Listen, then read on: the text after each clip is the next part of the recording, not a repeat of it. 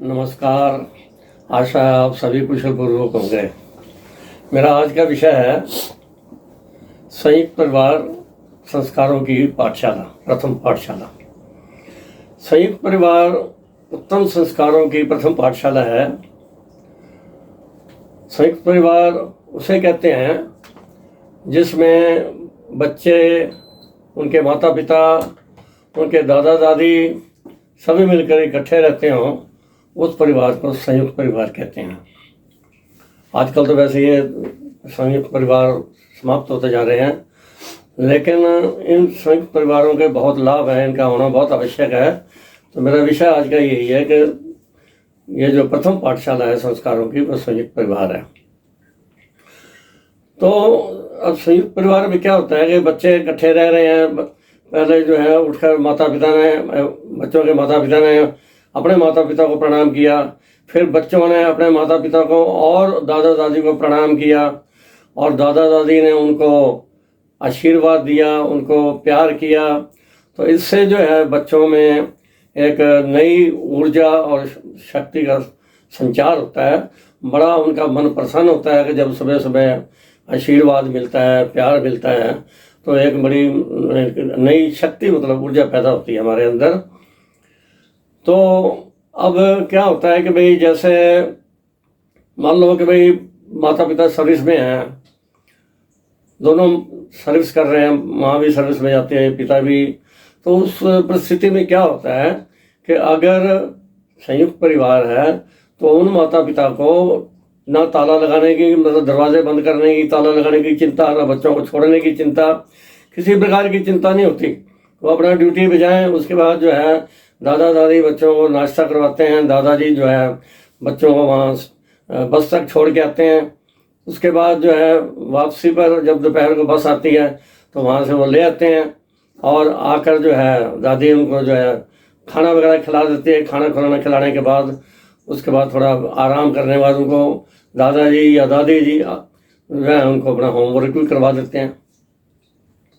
तो इस प्रकार से वो कई चिंताओं से मिटे रहते हैं।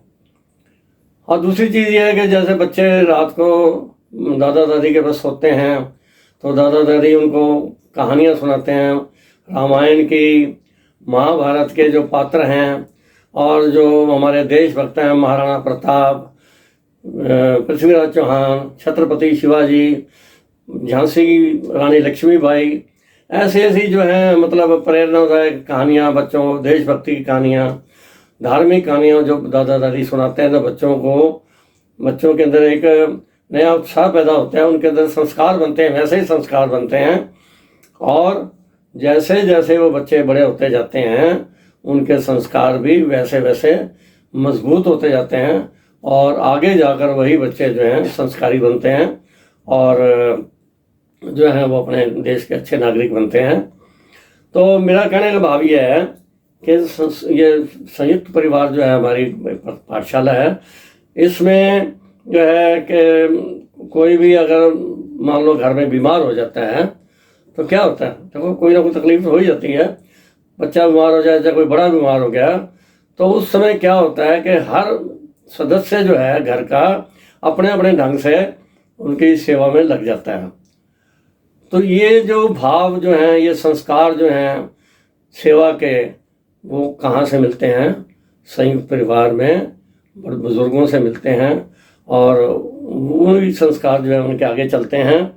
तो बच्चे जो हैं अपना, जिस घर में एक दूसरे का सम्मान होता है, एक दूसरे की बात मानी जाती है, बड़ों ने कोई बात कह दी, बच्चों ने मान ली, और बच्चे भी कई बार कोई बात करते हैं तो बड़ों को मान लेनी चाहिए। तो इस प्रकार से आपस का जो तालमेल होता है परिवार के अंदर, तो उससे क्या होता है कि बहुत ही वातावरण घर का खुशनुमा होता है, घर का वातावरण बड़ा सुखमय आनंदमय वातावरण होता है, और जो है सब जो है अपने खुशी खुशी अपना जीवन व्यतीत करते हैं।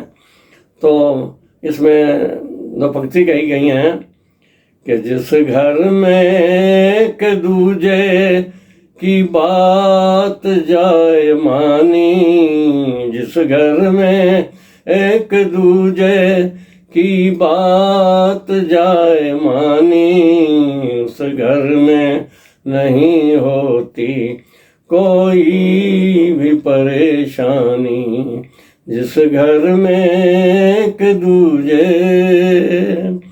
तो इस प्रकार से जो है इन्हीं शब्दों के साथ मैं आपका धन्यवाद करता हूँ।